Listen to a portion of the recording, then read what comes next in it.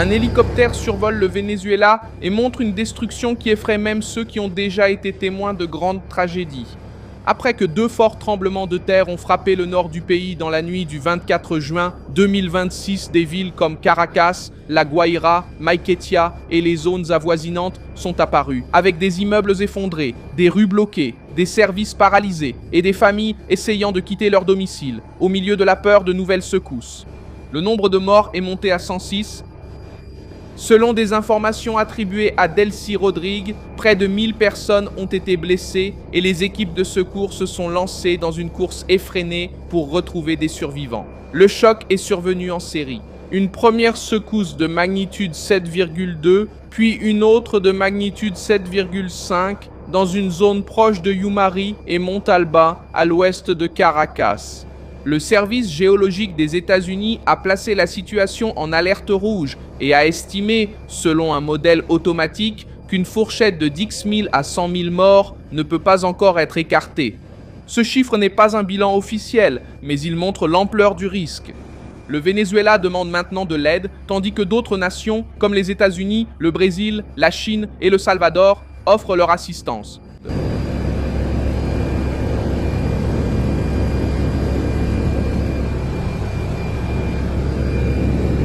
Les images aériennes montrent des quartiers entiers couverts de poussière, de béton brisé et de bâtiments partiellement détruits. Ce n'est pas seulement une rue isolée, ni un petit effondrement.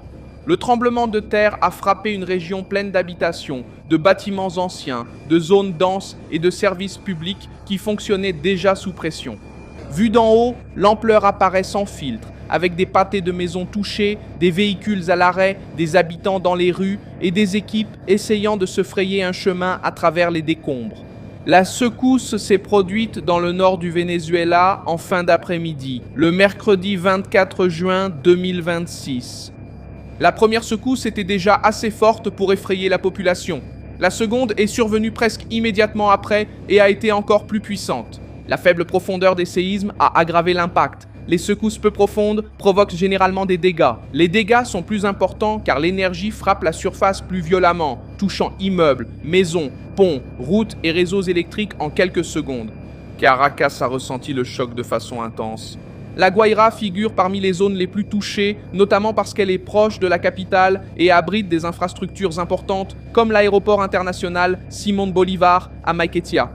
Le terminal a été fermé après les dégâts constatés. Le métro et les services ferroviaires ont également été touchés. En pratique, la tragédie n'a pas seulement détruit des bâtiments, elle a paralysé les transports, la communication, le déplacement des équipes et l'aide aux victimes. Delcy Rodriguez a déclaré l'état d'urgence et est apparue lors d'une allocution aux côtés des autorités du gouvernement pour annoncer la mobilisation des services de secours. Le gouvernement vénézuélien a confirmé des morts et des blessés, mais il a également précisé que le bilan pourrait encore évoluer. C'est un point délicat pour le gouvernement. Lors de tragédies impliquant de nombreux effondrements, les chiffres initiaux sont généralement inférieurs à la réalité constatée par la suite, car certaines zones sont inaccessibles, il y a des problèmes de communication et des familles cherchent encore des proches. Le service géologique des États-Unis a placé l'événement en alerte rouge pour les pertes humaines et économiques. Les chefs d'État et de gouvernement ont déjà exprimé leur solidarité et se sont déclarés prêts à envoyer à la fois une aide humanitaire, des produits médicaux et des équipes de secours. La liste comprend plusieurs pays qui ont déjà subi des tremblements de terre dévastateurs, comme les États-Unis, la Turquie, le Mexique et ici aussi le Portugal.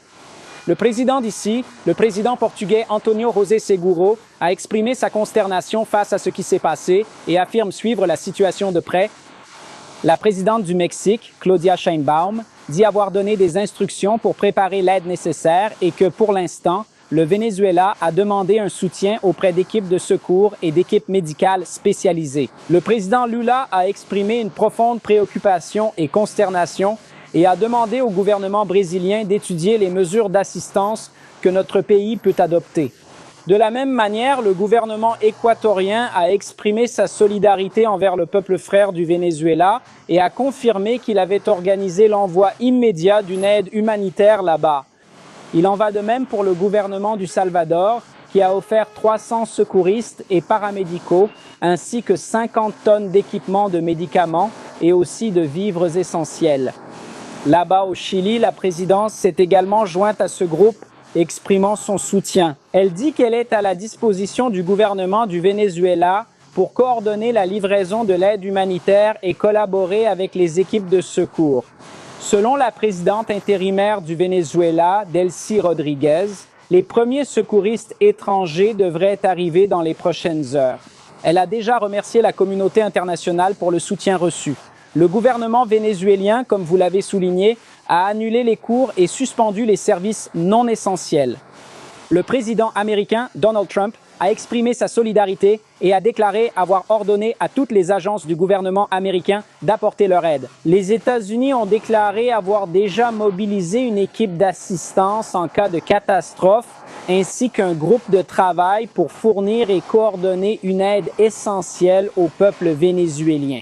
La Chine, qui était le principal acheteur de pétrole du Venezuela avant la capture et l'arrestation de Nicolás Maduro par les militaires américains, a affirmé qu'elle ferait tout son possible pour aider.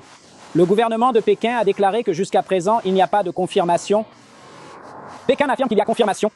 L'estimation de 10 000 à 100 000 morts n'est pas un chiffre officiel, mais une projection basée sur la force du séisme, la densité de la population et la vulnérabilité des constructions. C'est pourquoi ce chiffre a un tel impact. Il montre que la catastrophe pourrait être bien plus grave que le bilan initial. Cela montre aussi la fragilité d'une région où de nombreux bâtiments n'ont pas été conçus pour résister à des secousses de cette ampleur. Des vidéos enregistrées par des habitants montrent la panique à l'intérieur des immeubles au moment de la secousse. Un homme apparaît en train de descendre les escaliers pendant que l'immeuble vacille et que des parties de la structure commencent à céder. D'accord, regarde comme c'est difficile. L'enregistrement reflète l'expérience simultanée de milliers de personnes.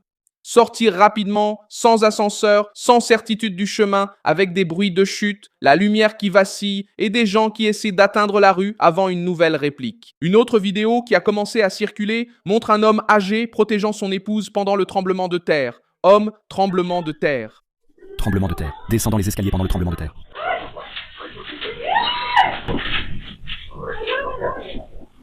Vidéo enregistrée par des habitants. Merci.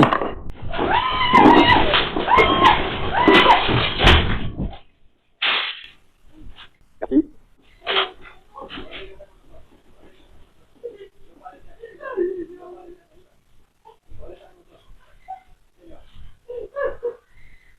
Merci, merci.